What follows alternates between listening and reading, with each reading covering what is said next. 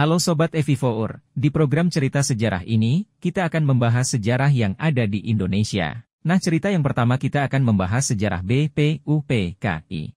Pada tahun 1944 kedudukan tentara Jepang di medan Perang Pasifik semakin terdesak. Di berbagai medan pertempuran Jepang menderita kekalahan ditambah dengan timbulnya pemberontakan oleh rakyat Indonesia, maka kedudukan Jepang semakin terjepit. Pertahanan Jepang sudah rapuh, dan bayangan kekalahan sudah semakin nyata. Namun Jepang masih berusaha menarik simpati rakyat Indonesia dengan menjanjikan kemerdekaan di kemudian hari pada tanggal 1 Maret tahun 1945.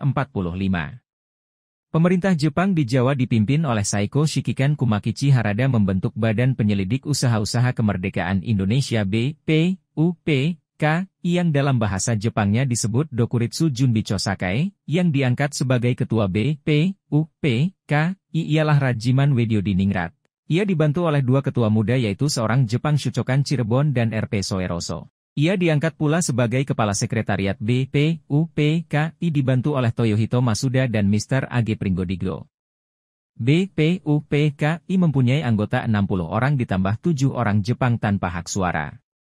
Dalam kesempatan itu Soekarno tidak menjadi ketua, karena ia ingin lebih aktif dalam berbagai diskusi pelantikan anggota-anggota BPUPKI yang dilakukan pada tanggal 2 Mei tahun 1945 bertepatan dengan hari ulang tahun Raja Jepang Tennohei-ka. Pelantikan itu dihadiri oleh dua pembesar Jepang yaitu Jenderal Itagaki dan Jenderal Ichiro Nagano. Pada peresmian itu bendera merah putih dikibarkan di samping bendera Hinomaru. Sobat Evivour, tugas pokok BPUPKI adalah melakukan penyelidikan terhadap usaha-usaha persiapan kemerdekaan Indonesia. Untuk itu BPUPKI telah membentuk beberapa panitia kerja yakni Panitia Perumus terdiri atas 9 orang diketuai Insinyur Soekarno, tugasnya merumuskan naskah rancangan pembukaan Undang-Undang Dasar. 2. Panitia Perancang Undang-Undang Dasar diketuai Insinyur Soekarno, dari sini dibentuk lagi panitia kecil yang diketuai oleh Profesor Dr. Mr. Soepomo. 3. Panitia Ekonomi dan Keuangan yang diketuai oleh Dr. Andes Muhammad Hatta. 4. Panitia Pembela Tanah Air diketuai oleh Abikusno Cokrosuyoso. Masa sidang pertama pada tanggal 29 Mei tahun 1945 sampai 1 Juni tahun 1945. Setelah panitia terbentuk BPUPKI segera mengadakan sidang yang akan dilaksanakan dalam 2 tahap. Dalam persidangan ini dibicarakan masalah dasar negara beberapa orang tokoh yang berpidato untuk mengusulkan konsepsi yaitu Mr. Muhammad Yamin, Insinyur Soekarno, dan Profesor Mr. Soepomo pada tanggal 29 Mei tahun 1945. Muhammad Yamin berpidato dengan judul Asas dan Dasar Negara Kebangsaan Republik Indonesia. Dalam pidatonya ia mengusulkan 5 pokok yang akan dijadikan dasar negara yaitu 1. Peri kebangsaan 2. Peri kemanusiaan 3. Peri ketuhanan 4. Peri kerakyatan 5. Kesejahteraan rakyat. Pada tanggal 31 tahun 1945 Profesor Dr. Mr. Soepomo berpidato tentang masalah-masalah yang berhubungan dengan dasar negara yang berisikan 5 asas yaitu 1. Paham negara persatuan, 2. Perhubungan negara dan agama, 3. Sistem badan permusyawaratan, 4. Sosialisme negara, 5. Hubungan antar bangsa. Tetapi ia tidak menyebutkan secara eksplisit bahwa kelima hal tersebut diusulkan sebagai dasar negara. Keterangan itu diajukan untuk dijadikan bahan masukan dalam merumuskan dasar negara Indonesia merdeka. Nanti pada tanggal 1 Juni 1945 Insinyur Soekarno tampil berbicara tentang dasar falsafah negara Indonesia merdeka yang juga terdiri atas 5 asas yaitu 1. Kebangsaan Indonesia, 2. Internasionalisme atau perikemanusiaan, 3. Mufakat atau demokrasi, 4. Kesejahteraan sosial, 5. Ketuhanan yang Maha Esa. Kelima asas itu atas petunjuk seorang ahli bahasa oleh Insinyur Soekarno diberi nama Pancasila. Kemudian diusulkan dijadikan dasar negara Indonesia. Dalam masa sidang tersebut belum didapat kata sepakat mengenai dasar negara Indonesia. Setelah pembicaraan selesai sidang berikutnya ditunda sampai bulan Jul.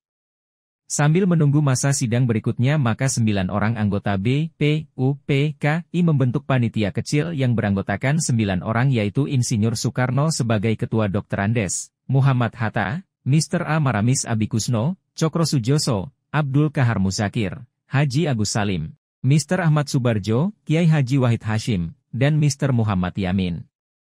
Panitia kecil Panitia 9 tersebut bekerja keras merumuskan rancangan pembukaan Undang-Undang Dasar yang nanti harus mengandung asas dan tujuan negara Indonesia merdeka. Akhirnya tugas itu terselesaikan pada tanggal 22 Juni tahun 1945. Dan hasil rumusannya disebut Piagam Jakarta atau Jakarta Charter sesuai dengan nama yang diberikan oleh Mr. Muhammad Yamin di dalam Piagam Jakarta alinea keempat. Dirumuskan 5 asas falsafah negara Indonesia merdeka yaitu, 1. Ketuhanan dengan kewajiban menjalankan syariat Islam bagi pemeluk-pemeluknya, 2.